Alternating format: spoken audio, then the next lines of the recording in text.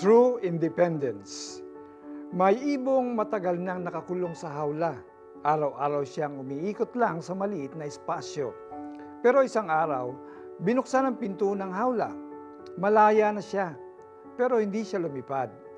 Nanatili siya sa loob. Bakit? Kasi hindi niya alam na malaya na siya.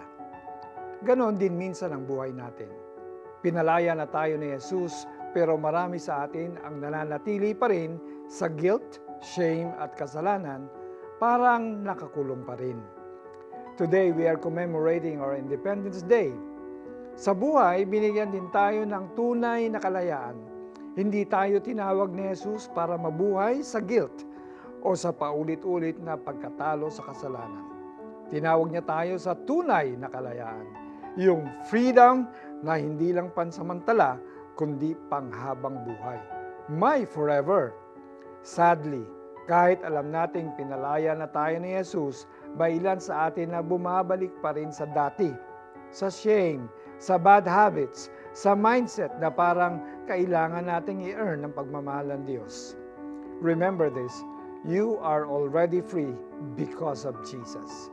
Hindi mo kailangang patunayan ang sarili mo sa Kanya. He already proved His love on the cross. At sa pagkabuhay niya muli, binigyan Kanya ng bagong buhay na may lakas para talikuran ng kasalanan at mamuhay ng hindi bihag nito. But how? Galatians 5:16 reminds us, walk by the Spirit and you will not gratify the desires of the flesh.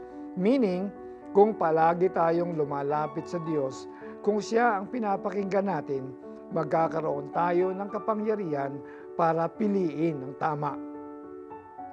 Hindi ito madali, pero hindi tayo nag-iisa. The Holy Spirit helps us live in the freedom Jesus gave. Every time na pinipili natin si Jesus, we step out of the cage. Every time we say no to sin and yes to grace, we're flying in freedom. Let's pray. Lord Jesus, salamat sa kalayaan na binigay mo. Patawad kung minsan bumabalik pa rin ako sa mga bagay na pinalaya mo na ako. Help me walk in your Spirit every day. Bigyan mo ako ng lakas para lumipad sa kalayaang galing sa iyo. Thank you, Jesus, for setting me free. Amen.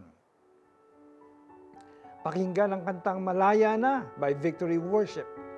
Malaya na tayo dahil pinalaya tayo ni Kristo.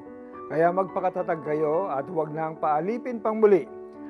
Mga taga-Galacia 5:1. Ako po si Bishop Alex Tinsay, na nagsasabing ang kalayaang ating tinamo mula sa pagtubos ni Kristo ay panghabang buhay. God bless you more and have a wonderful day.